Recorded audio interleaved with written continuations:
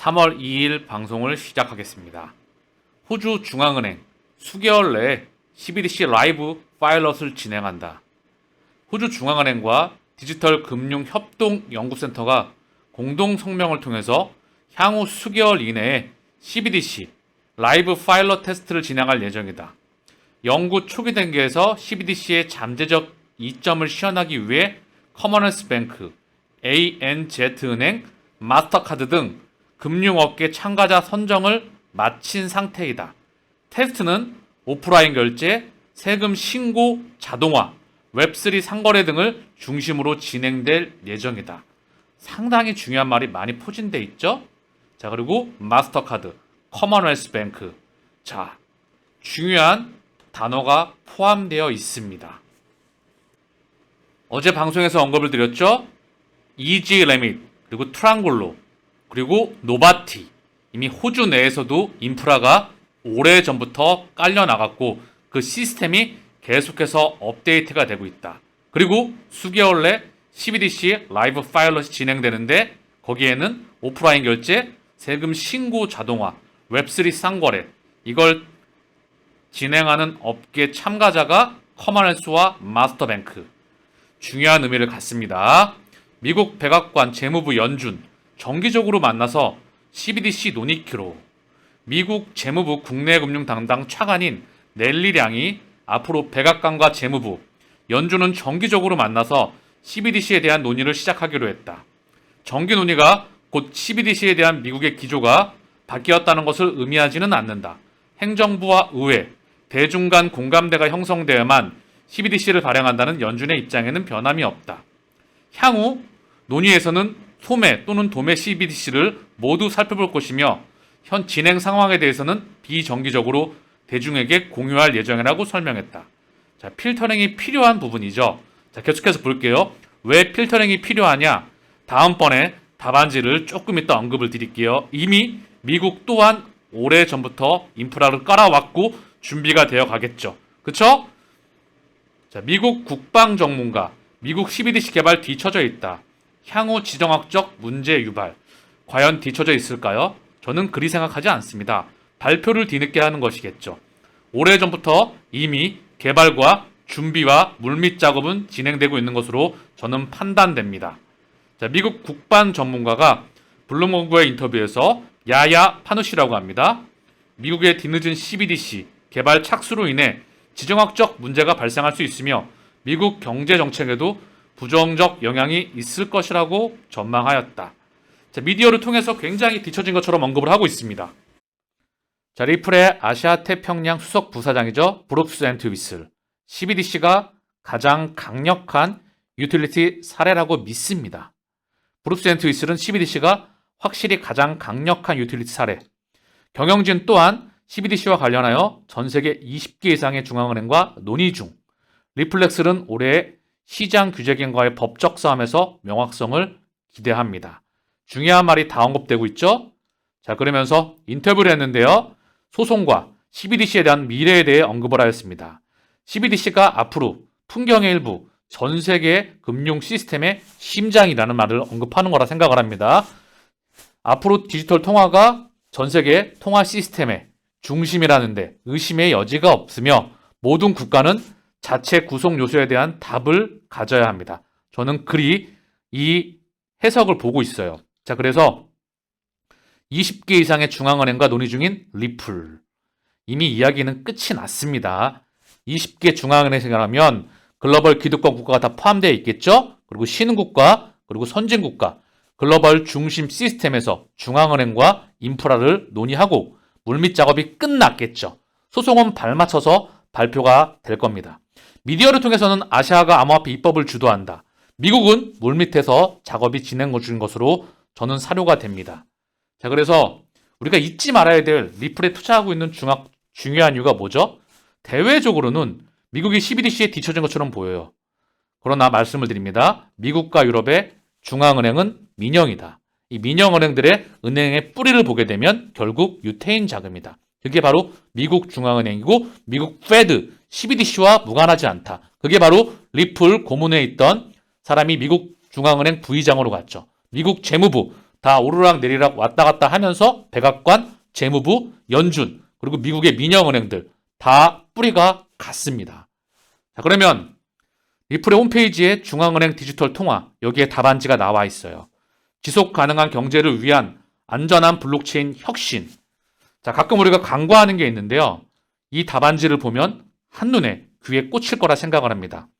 전 세계 CBDC 수명 주기 관리, 리플은 CBDC의 발행, 관리, 거래 및 파괴를 위한 완벽한 플랫폼을 제공합니다. 각 솔루션은 10년 동안 7,000만 원 이상 거래되었으며 전 세계 금융기관에서 신뢰하는 입증된 블록체인인 XRP 레저 기술을 기반으로 개인 원장을 기반으로 합니다. XRP 원장을 기반으로 해서 CBDC가 발행되고 관리되고 거래되고 파괴되는 완벽한 플랫폼을 제공한다. XRP 사설 원장을 통해서 리플의 CBDC 플랫폼을 선택해야 하는 이유, 안정성, 보안 및 복원력.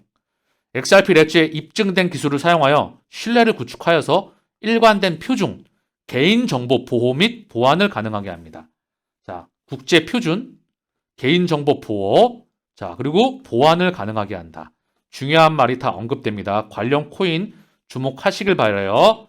적금 및 포함, 은행, 핀테크, 일반 대중을 포함한 다양한 참가자를 지원하여 도매 및 소매 사용 사례를 활성화합니다. 도매 및 소매 사용 사례를 활성화한다. 중요한 말이 다 언급되고 있어요. 상호 운영성 및 오버레이 서비스, 국내 결제 시스템, 핵심 원장 및 기타 CBDC에 연결하여 프로그램 및 지원 및 스마트 계약을 통해 새로운 수준의 혁신에 도달하십시오. 자, 상호 운영성, 전 세계 서로 다른 플랫폼에서 CBDC를 발행하고 제작할 수도 있겠죠. 그러나 이 서로 다른 플랫폼에서 제작된 CBDC를 연결하는 그 시스템에 대한 부분과 바로 상호 운영성, 금융 포용성을 기반으로 계속해서 확장해 나간다. 지속 가능성. 이거는 참고만 합니다. 뭐 탄소 중립은 XRP 레저를 사용해서 명분이고요. 제가 보는 그냥 원리에 대한 부분은 시스템. 여기 답안지가 다 나와 있다. 거액 결제용 도매, 소액 결제용 소매. 자, 사용 사례를 활성화합니다. 개인정보 보호, 익명성 기술과 트래블링과 여러 시스템이 다 언급되겠죠. Gcash와 제로놀리지. 자, 중요한 마지막 핵심입니다. 리플의 CBDC 플랫폼 작동 방식. 온보드, 표준 API를 사용하면 CBDC 플랫폼을 기존 시스템에 통합한다. 자, 민트 단계. 은행은 CBDC 플랫폼의 암호화 다중 서명 컨트롤을 사용하여 CBDC를 생성할 수 있다. 은행은 CBDC를 생성할 수 있다. 자, 분배한다. 발급자는 인증된 계정으로 CBDC를 직접 보낼 수 있으므로 유효한 참가자만 CBDC를 받고 보유할 수 있습니다. 자, 이제 거래. 거래는 많은 사용 사례에서 2, 3초 안에 정산됩니다. 상호 운용성은 다른 CBDC에 연결될 때 자산 및 국경 간 거래를 가능하게 합니다. 국경 간 거래에 상환한다. 참가자는 CBDC의 플랫폼 자금을 법정화폐와 교환하여 발행자에게 반환할 수 있습니다. 마지막 파괴하다. CBDC 플랫폼은 통화의 안전한 파괴를 지원하여 은행이 공급을 완전히 통제할 수 있도록 합니다. 오늘 리플의 홈페이지에 CBDC 그리고 전 세계 금융의 원 시스템, 앞으로 플랫폼의 방종 방식이 다 언급되어 있습니다. XRP 가격은 완고한 신호를 보여줍니다. 자, 크립토 고래가 3월 랠리를 촉발할까요? 자, 거래량은 2주 만에 처음으로 6억 달러를 넘어섰다. 크립토 고래는 2월 중순 이후 현재 3억 개의 XRP를 축적했습니다. 자, 고래의 움직임이 끊임없이 포착이 되고 있다. 자, 그 부분의 소송과 앞으로 가격이 500원이죠, 현재. 1,000원, 만원, 10만원, 20만원, 30만원, 50만원 끊임없이 저는 묻어둘 생각에다 언급을 드렸죠. 그러면 지금 튀기 전에 모아놓은 게 좋을 시기이죠. 가격이 떨어진다. 소송에 대한 방향성이 안 좋게 나온다. 그러면 또한 매집입니다. 왜? 결국은 끝이 정해져 있기 때문에. 자, 지금 답안지를 다 보셨을 거라 생각을 합니다. 자, 그리고 미디어를 통해서 나오는 헷갈리는 이슈들. 미국이 CBDC에 대한 개발이 과연 뒤처져 있을까요? 이걸 대중에게 공개할까요? 미국 백악관 재무부 연준이 어디입니까? 그죠? 이 부분을 다시 한번 인지하시길 바랍니다. 자, 비트코인의 현재 가격은 3,110만원. 그 언저리 큰 변동 없습니다. 여기서 에너지 조정을 거치고 있다. 자, XRP 가격은 502원. 자, 얘는 소송에 대한 방향성이 결정 나야 되겠죠? 지금 보는 게 월봉이기 때문에 큰 흐름을 보기에 정말 좋아요. 큰 판을 보기에 이 시그널을 기다려야 되겠죠? 얘는 근데 올라가려다 눌렸죠.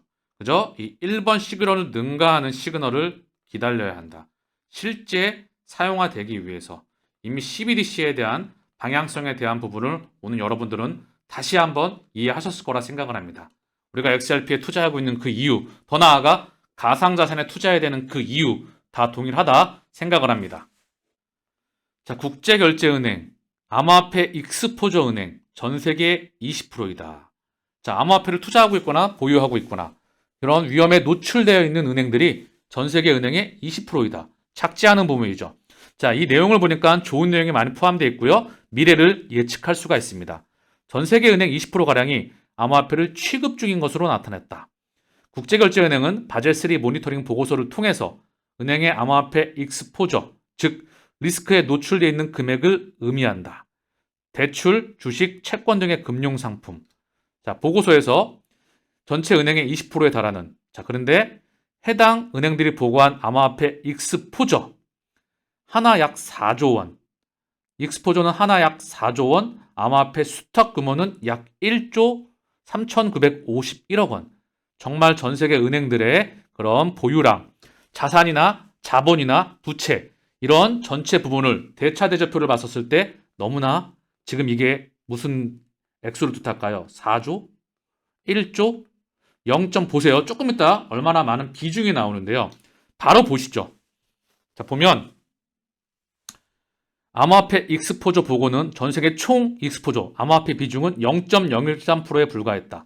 암호화폐 수탁 규모도 총 익스포저의 0.005%에 그쳤다. 즉, 전체 은행 표본에 대입하면 암호화폐 익스포저 비중은 0.0003%, 수탁 비중은 0.001%까지 줄어든다.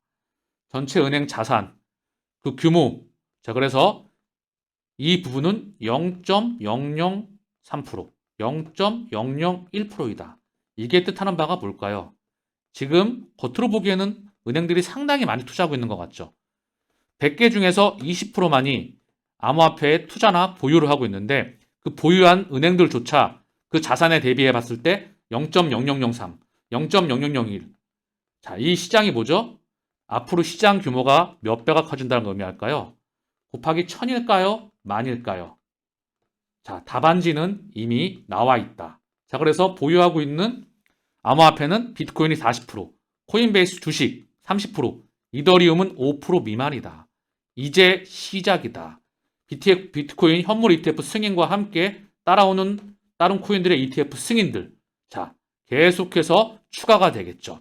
이 0.0003%, 0.0005%, 1%까지. 수탁 비중은 0.0001%죠. 그쵸? 여기 미래가 나와 있습니다. 에너지의 파동을 일로 보내고 있고 여러분들이 초기 시장 참여자라는 것을 부의 추월사선에 들어와 있다는 것을 오늘 다시 한번 느꼈을 거라 생각을 합니다. 자, 참고사항으로 아까 국제결제은행에서 바젤3라고 언급을 했죠. 자, 국제결제은행, 중앙은행들의 중앙은행, 글로벌 기득권, 자기자본 비율을 정한다. 전 세계의 질서와 돈의 질서와 규칙을 정하는 기관입니다. 중앙은행들의 중앙은행, 뭐죠? 미국과 유럽은 중앙은행은 민영에다 언급을 했어요. 기득권이 있다는 부분입니다. 주인이 있다는 부분이에요. 자, 그래서 스위스에서 바젤3, 중앙은행 총재 및 감독기관장 회의에서 발표한 신국제은행 자본규제 기준이다. 은행 자본규제였던 바젤2를 대폭 강화한 것이 특징으로 2014년 12월부터 국내 은행에 도입되었다. 자, 가계, 기업, 정부, 여기에 은행이 바로 혈액을 공급해주고 있죠. 이 혈액을 공급해주는 자기 자본 비율에 대한 시스템을 도입하고 수정하는 게 바로 여기입니다. 모든 결정권자이다라고 봐도 무방하겠죠. 2008년 글로벌 금융위기를 계기로 바젤위원회가 대형은행의 자본 확충 기조를 강화하는 등 금융기관에 대한 규제를 강화하여 위기 시에도 손실을 흡수할 수 있도록 새롭게 고안한 은행규제법이다. 바젤3는 BIS 기준 자기자본 규제를 세분화하고 항목별 기준치를 상향 조정하여 자본의 질과 투명성을 강화하는 동시에 완충자본, 레버리지, 차입투자를 규제를 신설한 것이 특징이다. 자, 바젤2 2에서는 은행의 자기자본 비율을 8% 이상으로 유지하되 이 중 보통주 자본 비율은 2%, 기본 자본 비율은 4% 이상으로 정했다. 바젤 3에서는 자기자본 비율, BIS 비율은 기준으로 두되 보통주 자본 비율은 4.5% 이상, 기본 자본 비율은 6% 이상으로 강화하였다. 이는 후순위채처럼 순수한 자기자본으로 보긴 어려운 자기 비중을 축소하는 대신에 보통주처럼 위기에도 직접 손실을 흡수할 수 있는 성격을 가진 자본을 많이 확보하도록 한 것이다. 자, 후순위채가 뭐죠? 영구채라고 합니다. 몇십 년채, 몇십 년 이상 채권을 발행하는 거예요. 그래서 이거를 자본으로 의미할 수도 있다고. 이런 부분을 빼고 실제 주식, 이 주식을 자기 자본이라고 하거든요. 보면은 자산을 보게 되면은요. 자, 대차대표를 보면은요. 재무상태표라고 하죠. 자산, 여기 부채, 자본이 있습니다. 이 자본에 자기 자본이라고 하는데 여기는 주식 수, 그리고 주식 액면가, 또 이제 그렇게 되거든요. 여기 자기 자본, 그리고 이익 잉여분과 자본 잉여분인 게 여기 자본 안에 꽂히게 돼요.